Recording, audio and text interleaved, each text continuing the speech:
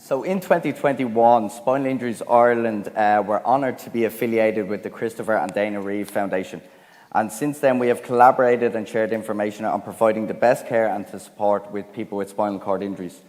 Today, we are delighted to welcome Dr Marco Baptista, who leads the Foundation's mission to advance cures for spinal injuries.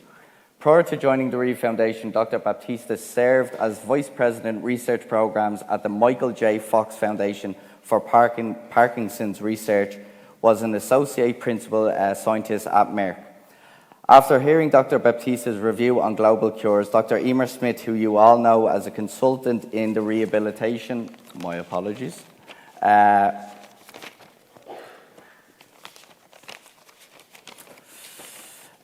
in the rehabilitation medicine in the Mater Hospital and in the National Rehabilitation, will update you on what it means for people in Ireland when it comes to a spinal cord injury. Ladies and gentlemen, Marco Baptista. Thank you. Thank you.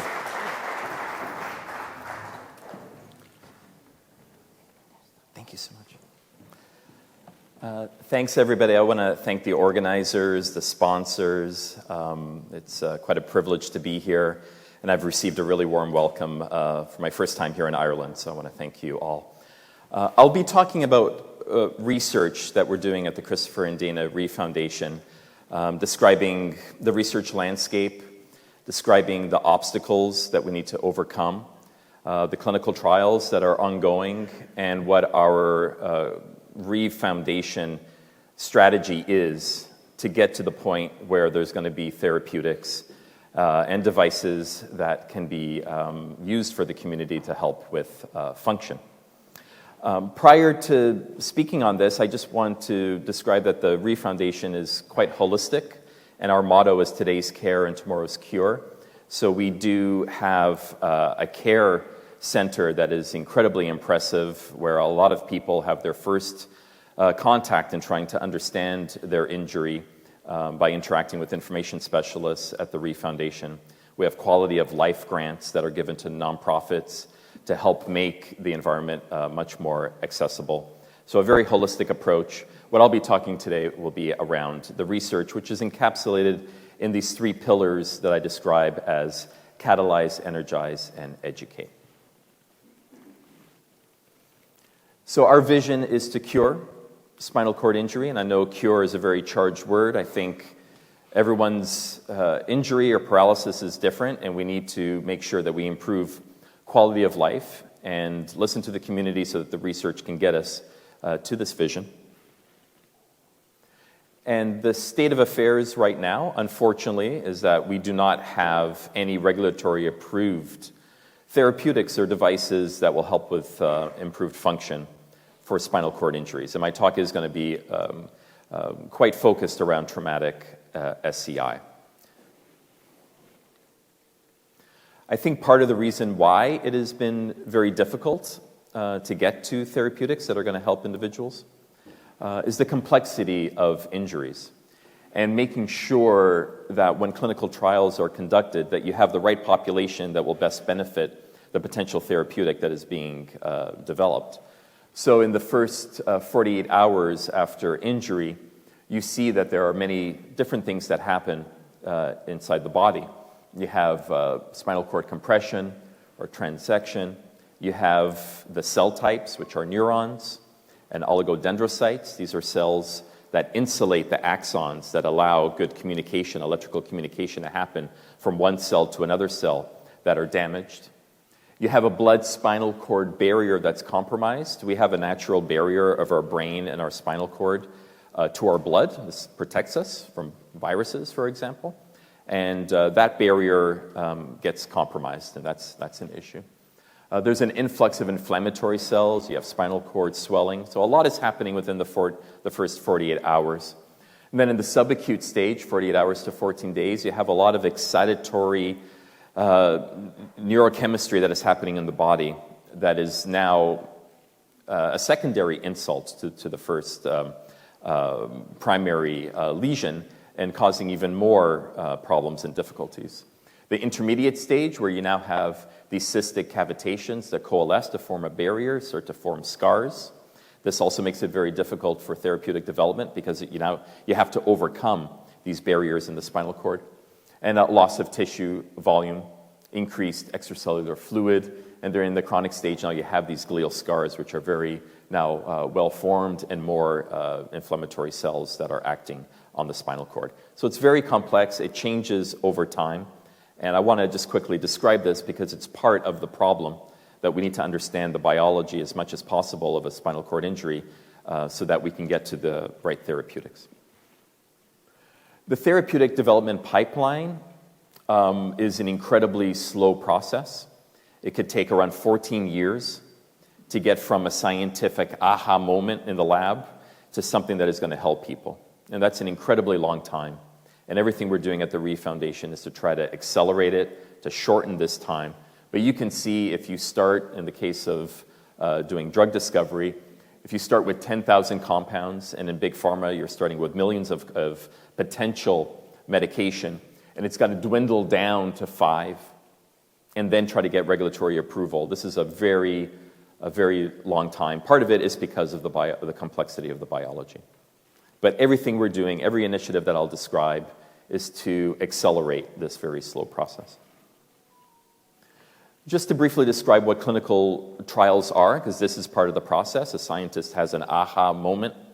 Then there's lab work that's done. We call that the preclinical stage, where you're trying to understand the mechanism, you're trying to understand biology, you're trying to understand your potential therapeutic. And then you get to the stage of going first in human. These are human experiments that then need to be conducted. They're broadly classified as phase 1, 2, and 3, where a phase 1 clinical trial is a very early trial, trying to understand safety and tolerability in a very small group of individuals. At this stage, it's not telling you if something is going to be efficacious, if something's actually going to work or not. This is just to rule out that there might be a safety problem. Going from the lab to that first stage of a phase 1 is quite difficult to do because there's a lot of data that needs to be collected. And again, everything we're doing at Reeve is to try to support that data to be produced so that we reduce risk of individuals that are trying to bring their therapeutics through the pipeline. A phase 2 trial, now you have more individuals. You're always still looking at safety and tolerability, but now you're trying to see if there's a signal that this is actually something that's going to work. And then a phase 3 clinical trial, much larger trial. Again, you start to learn more because of the heterogeneity of spinal cord injuries. You need a lot of people to understand if it's really going to be safe for everybody and if it potentially could work. So this is part of this long process that happens.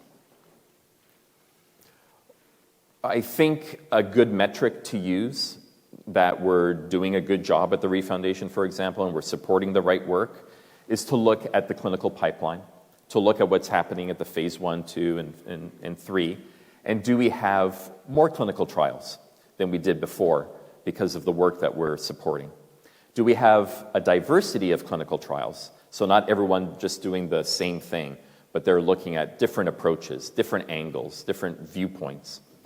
And that's very important because we don't know what the answer is going to be. And so these experiments need to be conducted for us to understand it. And then finally, are the clinical trials smart? Smart in the sense that most clinical trials don't meet their primary endpoints. There's a high attrition rate.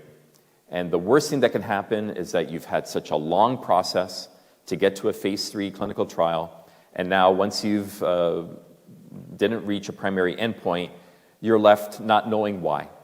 And that's a lot of money that's been spent, a lot of time. We want to make sure that these trials are ones where you're going to learn something regardless of the results.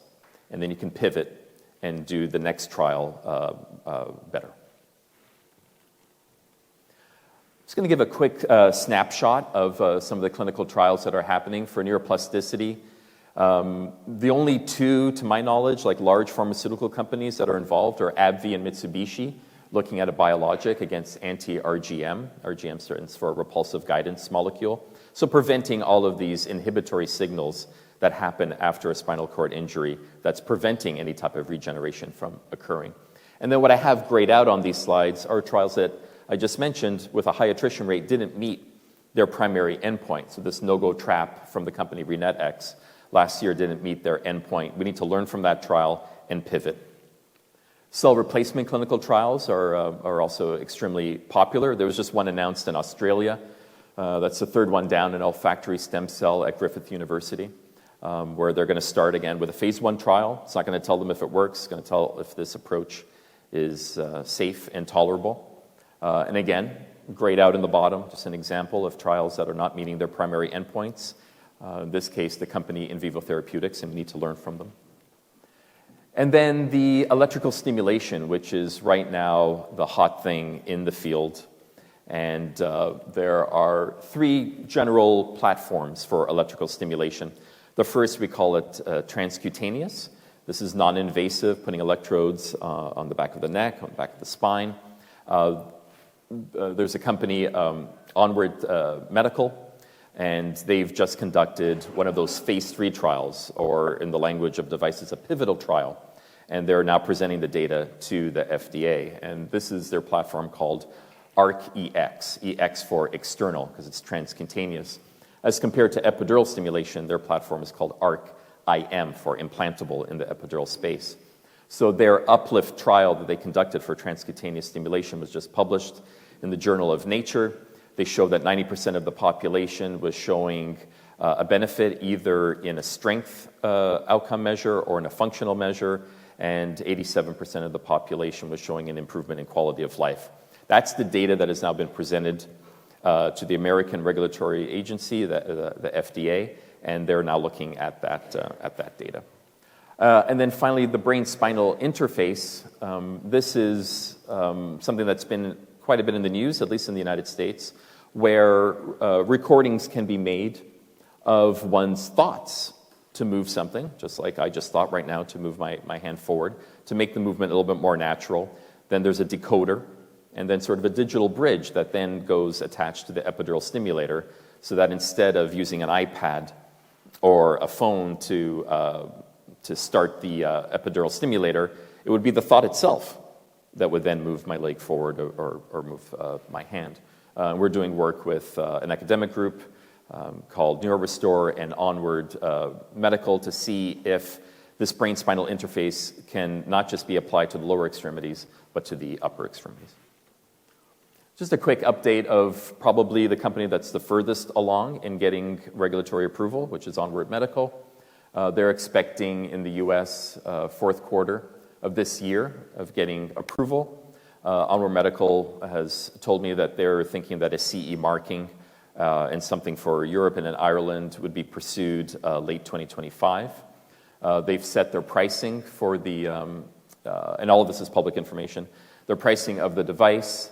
They're now working with the ARC-IM, IM being the implantable, the epidural stimulator, to see if this could help with blood pressure and not just with movement. And the ARC-BCI, which stands for the brain-computer interface, the studies that we are supporting at Reeve have just commenced. In trying to get to the overcoming some of the obstacles in our strategy, I joined the Reeve Foundation around 2.5 years ago. The first thing I did was put together a scientific advisory board. And I wanted to make sure that it was a board that had senior individuals in spinal cord injury, but also people to come in with fresh eyes and junior faculty to make sure that we're not just always going down the same path. So, for example, individuals like Jim Guest and Armin Kurt are very senior individuals in the field, also have a very good understanding internationally of the research that's going on. But having somebody like Kristen Well, who's at the University of Colorado, she's not in the spinal cord injury field, but she's worked at the FDA. She really understands brain-computer interface and has a bit of an outside perspective, I think is quite important. So here's our general strategy, which is encompassed around 3 pillars of research: catalyze, energize, and educate. And I'll give some examples of what they are in the next slide. So for catalyze, this is the high-risk, high-reward type of studies, those phase 1 clinical trials, which are very difficult to start. They're difficult because you can imagine someone's been doing preclinical work, now they want to go first in human. You need money for that. Investors are going to be asking questions like, have you ever tried doing this in humans? Is it safe? That's a perfect spot for the Reeve Foundation to be in to lower the risk so that you can enter into these first in-human trials. So that is pretty much what encompasses that first pillar under Catalyze. The second pillar with Energize is to ensure that we're really engaged with industry. And industry is not the full answer, but they play a really important role in solving the puzzle. And we need to understand what their obstacles are. We need to be working with them. We need to make sure that they're getting paired with academic groups and listening to the SCI community so that they can conduct the best clinical trials, the smartest clinical trials, so that we can get therapeutics to the SCI community. And then educate. And unfortunately, and it's not unique to the SCI research community, but there are not a lot of incentives to share your data, to talk to other folks about what you're doing, and a lot of work is conducted in silos. So in academia, you can imagine someone is trying to get a full-time position at the university, they're trying to get tenure. They're not motivated to be sharing their data. They're actually quite motivated to keep it pretty secret, not get scooped, and then publish in a really big journal. And at the Reeve Foundation, we really don't believe that that's the best way for us to get meaningful therapeutics to individuals. So we have ways in which we're trying to overcome that. So for example, ODC, and I'll talk about it a little bit later, stands for Open Data Commons, a website where you can actually go and put all of your data. Well, people are not organically going to do that. So we gave a grant to the University of Alberta. We have somebody who's specifically and physically going to labs and helping educate how to format the data to get it on that website, which can then generate new hypotheses, keeps the researchers out of silos, and hopefully we speed up this process, which we know takes a long time. This is a slide that I got from Onward Medical, which shows what their core programs are and the other programs that they don't have all of their full resources going towards. So the first three in red with ARC-EX into ARC-IM for upper limb, for blood pressure, and for mobility, they're all in. They're all in because they've generated enough data to demonstrate that it's worth their while and enough risk can be put into it that they can accomplish their goal. But there are other programs that they need support because it's still too risky to do it. So under Catalyze, under bladder, and around the brain-spinal interface, we know that epidural stimulation can help with blood pressure. We know that it can help with movement, but can it help with bladder control? That's an unknown. That's risky, but the reward we know is very high because the community needs this. So we've supported a grant with the academic group NeuroRestore to test to see if it's safe and feasible in a phase 1 clinical trial using epidural stimulation for bladder. Am I way over time? I am. I'm 12 minutes over time? 12 minutes left. Oh, I'm good. I thought it was 12 over. I'm fine. And then the brain-spinal interface that I talked about before. This is very complex technology that needs to be developed and understood if it's going to be feasible. Programs that I mentioned here that are lower down in green, that are not in that red, they're not in the core program, if they don't have support from organizations like the Reeve Foundation, they're not going to be able to generate this data to see if they can actually move forward. So maybe the data will show that epidural stimulation doesn't work on bladder dysfunction. But if it does, then that's the kind of data that you can show, that they can show to investors and be able to de-risk their program. And then hopefully they go all in, and that program is now part of their core program. For Energize, we've been doing annual meetings, partnering with a group called Lineage Cell Therapeutics. They have a stem cell approach, and they're based in San Diego. So we've already done 2 of these meetings. Meetings which I've been hearing from the community organically wouldn't happen. So for example, we had last year, or this year in June, 12 companies, both in the preclinical and the clinical space, sharing information, giving talks about what their programs are. The only way that works is if an organization like the Reeve Foundation, as a neutral convener, brings them all together. And we're hoping that this is going to be producing a lot of really good initiatives, and we're starting to work on some exciting ones where the patient focus is going to be very important for drug development. And I use patient, just so you know, because that is the FDA language that is used for their programs.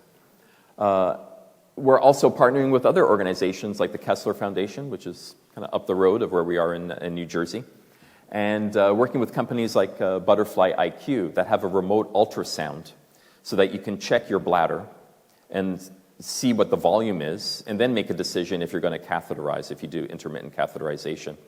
Potentially, this can improve quality of life.